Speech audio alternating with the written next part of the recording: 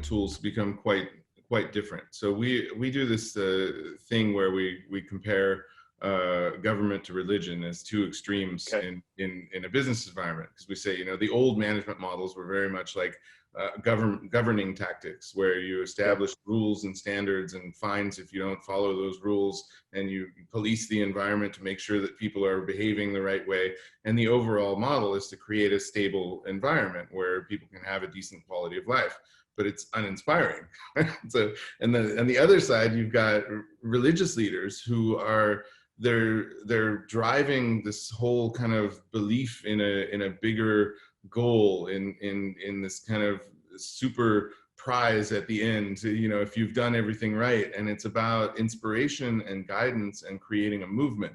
So if you think about Martin Luther King and what he achieved, and that wasn't just Black people that were following him. He had a movement of people who believed what he believed, and they were really adamant about getting it done.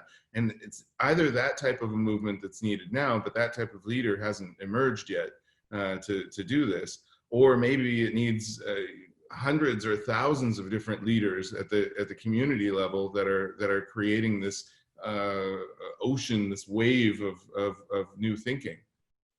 No, true. And I think that, Martin Luther King is a great example.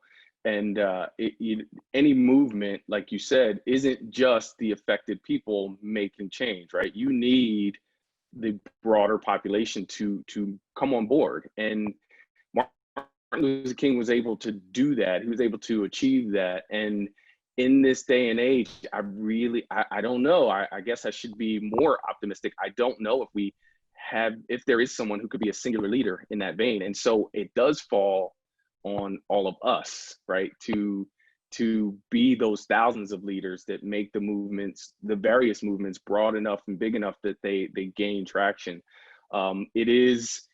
It's individuals, being in places and having uncomfortable conversations, right? And uncomfortable conversations in a way that pushes the narrative, moves the narrative forward is what we need.